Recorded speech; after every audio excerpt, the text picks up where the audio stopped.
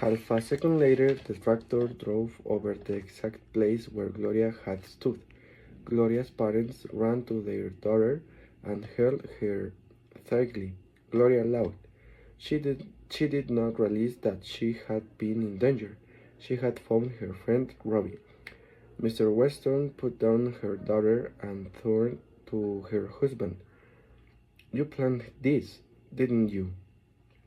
She said angrily. You knew that Gloria would find him. Robbie wasn't designed to work here. Yes, Grace, I knew that Robbie would be here, said George. But I didn't know that this would happen, and Robbie saved Gloria's life. You can send him away again. Grace Weston turned and looked at Gloria and Robbie. Robbie was holding the little girl in his strong metal arms. His red eyes shone brightly. Okay, George, said Mr. Weston. Finally, she, she, she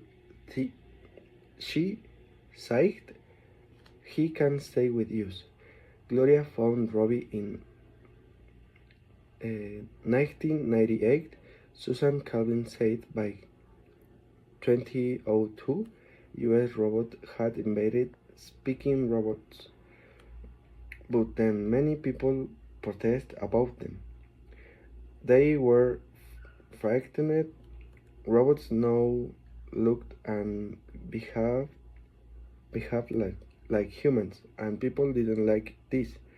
Between 2003 and 2007, most governments on Earth banned robots. Did Gloria have to give Robbie back to the factory? I asked. Yes, said Dr. Calvin. When it joined US Robots in 2007, the company had money problems. This was because couldn't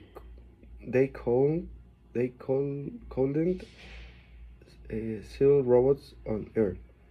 But then we developed new types of robots. These models could work on their worlds in the solar system, and that was very successful. I said. Well, said Calvin, we had some problems. First, we tried to change the models that we had invented, but this was not satisfactory.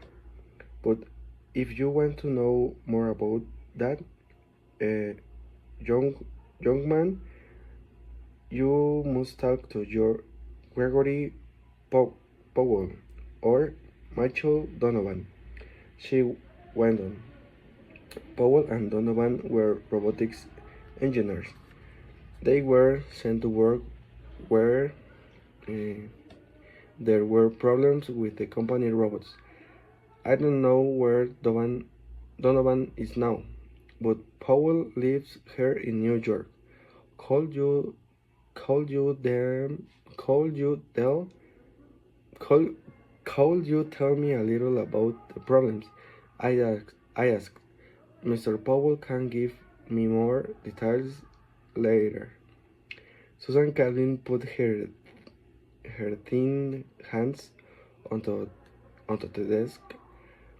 There are 2 or 3 cases that I know a little about, she said.